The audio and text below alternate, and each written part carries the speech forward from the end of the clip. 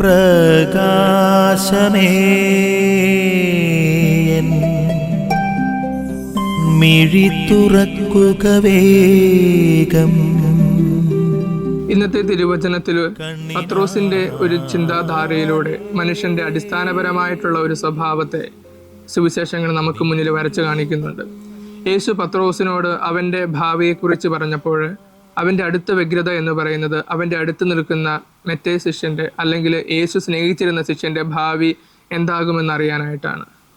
നമുക്കെല്ലാവർക്കുമുള്ള മനുഷ്യ സഹജമായിട്ടുള്ളൊരു സ്വഭാവമാണ് അപ്പുറത്തുള്ള ആളുമായിട്ട് ഒരു താരതമ്യം നടത്തിയിട്ട് നമ്മളെ സ്വയം വിലയിരുത്തുക എന്നുള്ളത്.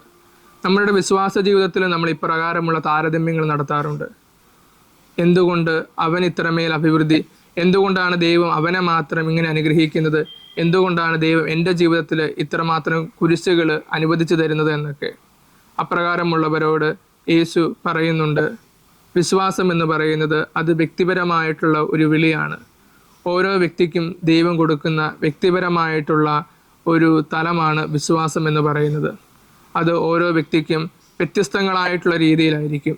സഭയിലെ ശുശ്രൂഷ എന്ന് പറയുന്നത് ഓരോ വ്യക്തിക്കും അത് വ്യത്യസ്തങ്ങളായിട്ടുള്ള രീതിയിലായിരിക്കും.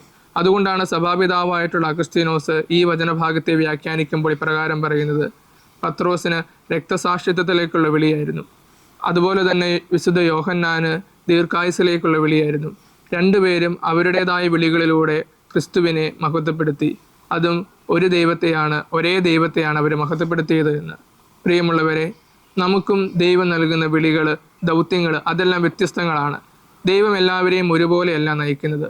ദൈവം നൽകുന്ന വിളി ഏതെന്ന് തിരിച്ചറിഞ്ഞ് അതിനോട് ശരിയായിട്ട് പ്രത്യുത്തരിക്കുവാനായിട്ട് സാധിക്കുന്നതിലാണ് ഒരു വിശ്വാസിയുടെ വിജയം എന്ന് പറയുന്നത്. അതിനായിട്ട് നമുക്ക് പ്രാർത്ഥിക്കാം. ആമേൻ. നിൻ വഴിയേ